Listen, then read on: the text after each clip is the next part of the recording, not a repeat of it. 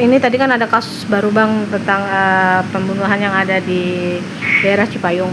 Kronologinya adalah perempuan ini dibunuh sama mantan suaminya gitu. Secara tidak langsung dia sudah ditalak oleh pria ini nih Bang, tapi secara mulut aja gitu. Pernikahannya kan sirih. Nah, kalau untuk jadi sistem hukumnya karena itu seperti apa sih Bang? Karena kan cowoknya ini orang luar negeri nih gitu. Di kasus pembunuhan ya. Pembunuhan. Terjadinya di Cipayung di Jakarta. Cipayung itu Jakarta ya. Jadi siapapun pelaku pembunuhan yang melakukan pembunuhan di wilayah Indonesia itu baik orang luar negeri, warga negara asing maupun warga negara Indonesia itu tetap ditangkap. Gitu. Jadi walaupun dia warga negara asing tetap ditangkap, kemudian diadili di pengadilan di Indonesia. Gitu. Jadi walaupun dia warga negara asing ya, jadi tetap dihukum dan diadili di Indonesia. Gitu. Nah, Bang, apa maksudnya dalam arti apakah nantinya juga akan dideportasikah atau? Tidak, tetap langsung ditahan dan diadili. Gitu. Jadi baik KUHP lama maupun KUHP baru mengatur itu mengenai pelaku pidana yang melakukannya di Indonesia, di wilayah negara hukum Indonesia, siapapun dia dipidana dengan hukum di Indonesia. Jadi artinya dia ditangkap, ditahan, diadili, dihukum dan menjadi narapidana di Indonesia walaupun dia warga negara asing. Untuk sistem hukumnya seperti maksudnya dalam arti kena pasal berapakah atau mungkin pemberatannya itu seperti apa Bang? Kalau ini kan pembunuhan.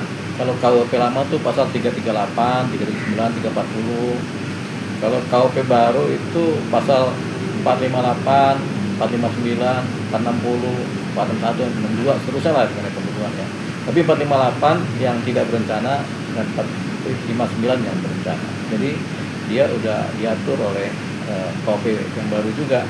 Jadi tetap dihukum lah nanti. Dengan pasal-pasal pembunuhan tentunya kan membunuh kan ya.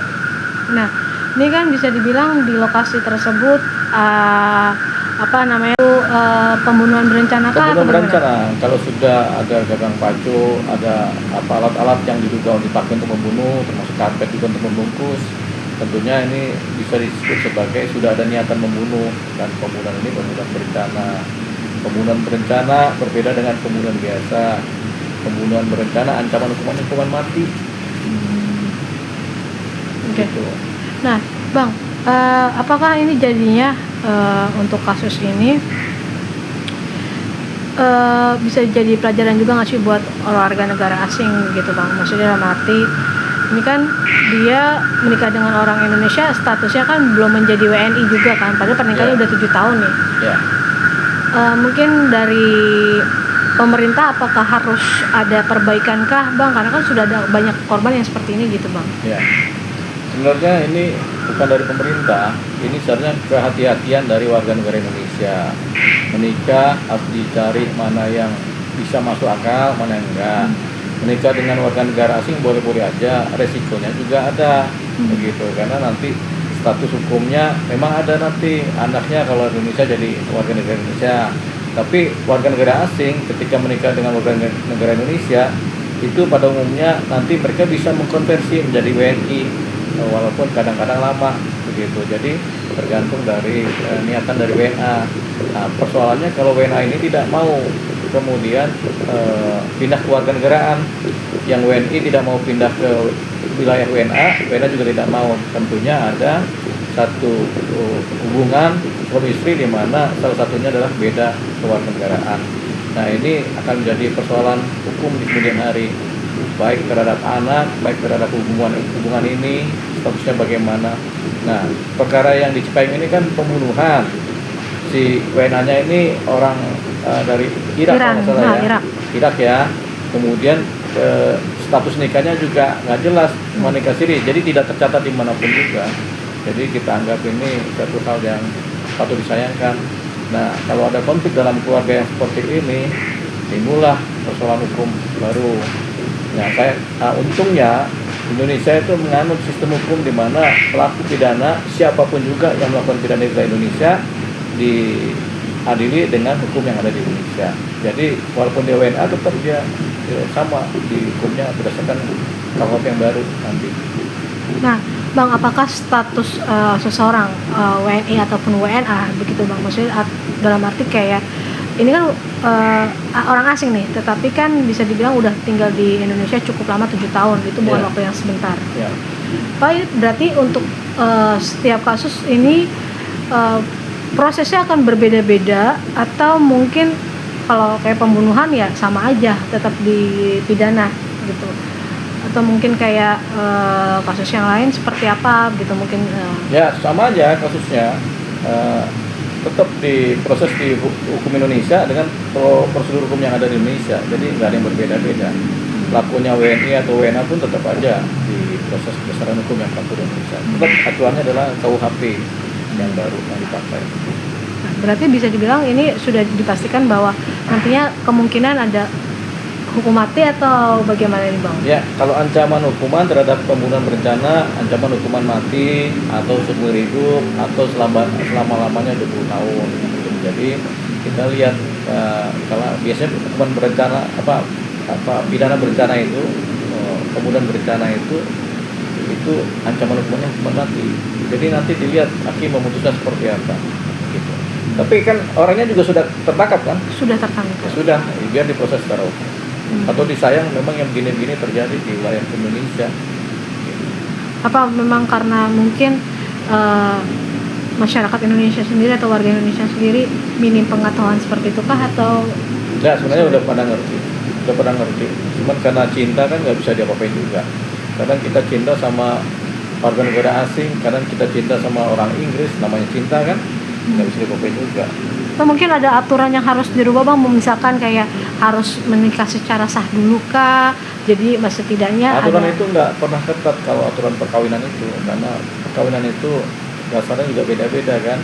Di Indonesia ini kan ada 6 agama, ada kepercayaan, ada adat. Jadi kalau perkawinan itu kadang-kadang pakai salah satu agama yang berlaku atau memakai kepercayaan yang ada, kepercayaan kepada Tuhan Yang Maha Esa, aliran-aliran kepercayaan kan boleh mereka sekarang menikahkan kan. Kemudian ada juga adat istiadat, tidak dinikahkan secara agama tapi adat yang menikahkan ada juga. Jadi tidak secara ketat. Nah, termasuk hukum agama juga.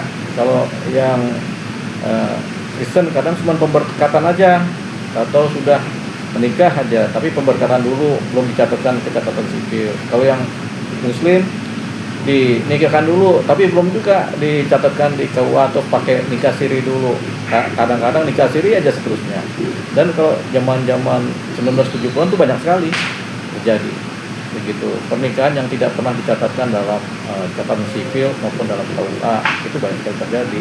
Begitu. Jadi makanya kita bilang hukum perkawinan tampaknya ketat secara kompilasi, tapi sebenarnya secara proses sah menikahnya itu tidak ketat begitu. Karena sekarang ini apalagi sudah ada kepercayaan kepada Tuhan kan, aliran-aliran itu kan mereka boleh menikahkan karena dua-duanya kepercayaan kepada Tuhan, alirannya aliran kepercayaan kan. Kalau dua-duanya anggotanya ini menikah kan pernikahannya tidak berdasarkan agama tertentu, jadi berdasarkan keyakinan kepada Tuhan aja, diberkatinya kan begitu kan, disahkannya. Jadi makanya kita bilang sekarang pernikahan itu tidak secara ketat lagi berdasarkan satu agama yang ada di Indonesia, tapi masih ada hukum agama, ada hukum adat, ada juga hukum aliran kepercayaan. Boleh Bang mungkin terakhir kesimpulannya seperti apa sih Bang dalam kasus pembunuhan ini gitu? Ya ini kasus pembunuhan tetap kasus pembunuhan dengan koridornya adalah tindak pidana pembunuhan begitu. Lain-lain masalah pernikahan atau masalah hubungan cinta itu adalah persoalan yang menjadi sebab-sebab begitu akibatnya terjadi pembunuhan. Tapi pada umumnya kasus pembunuhan seperti ini didasari oleh adanya sakit hati, adanya kemudian kecemburuan, adanya kebencian, adanya pernah dihina-hina, jadi timbullah niatan untuk membunuh. Karena ini kan membunuh atas dasar membunuh terhadap pasangannya sendiri begitu. Jadi bukan pembunuhan karena perampokan atau apa, tampaknya karena rasa cemburu atau rasa sakit hati.